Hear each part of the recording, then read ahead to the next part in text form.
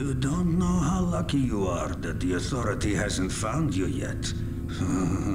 If the Authority catches you and you don't have anything they need, you'll be dead. Rage is a first-person shooter foremost, but it's definitely got an adventure kind of exploration aspect.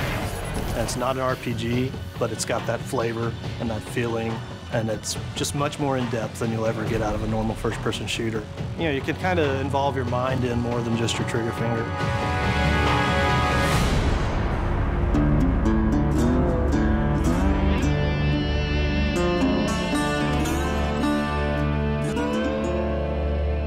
Bad guys in the world, you know, we have everything. There's some bandits around the corner. Do what you can. The bandits are considered to be more the violent settlers that aren't really economically inclined, but they have desires and needs. Each bandit clan has a unique fighting style. It's ever-changing. For instance, the Ghost Clan. Hey, over there! They're very acrobatic. They can attack you from above or below. The Wasted Clan, what they lack in combat skills, they definitely make up for in personality. The Shrouded Clan, they've designed these remote control bomb cars that they use against you. We felt that with human type opponents, if you add personality to the fighting skills and add personality to the characters, it really makes the world more refreshing. We're losing this! But if you fight that enemy for 12 hours, I don't care how cool he was in hour 1, it's not going to be so cool in hour 12. So it's about mixing it up for the player. Not reinventing the rules, but give him something a little different around every corner, so that's what we strive to do. The Wasteland has a number of mutants.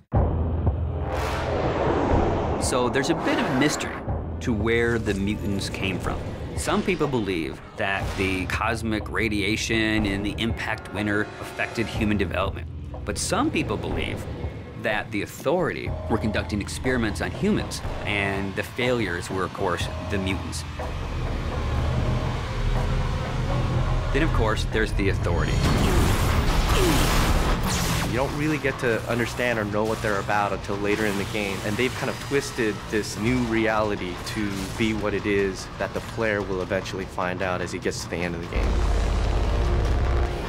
These guys are battle-hardened military badasses. They have full body armor. They can coordinate with other squads. They have heavy weapons.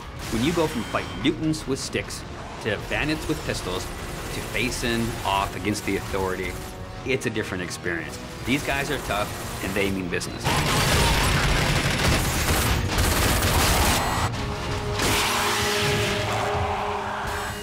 It is famous for having incredible graphics. So I wanted to have this real combat feel to it. Remember, to be of use to us, you must be able to move around freely. We decided to kind of make animations using motion capture. In Rage, we have upwards of 6,000 animations that have been created. One type of character may have 300, 400, 500 animations that go with them. By applying those animations, the character is starting to look a lot more interesting. You also look interesting. When you're actually in combat with an AI, they have multiple layers themselves.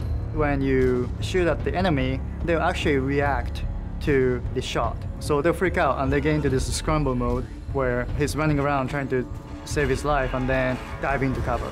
And this is not really scripted, it's just based on what you've done to the enemy, which will change the AI state, and then they will play these different state of animations. And you can interact with them at the time they're doing that, so it's not like they're just stuck in that particular animation. You can shoot them and kill them, and everything happens as you would expect. And all these things work seamlessly together to really make our AI stand out and feel like they're part of the world in a way that you haven't seen in a first-person shooter before. Well, enough with all that. When a player's interacting in a combat scenario, the important thing to do is give them choices.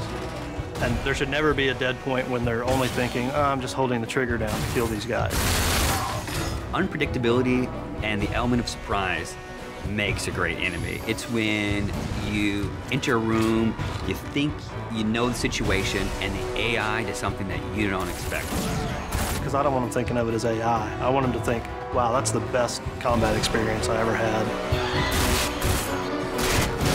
Show me what you can do, and get the hell out of here.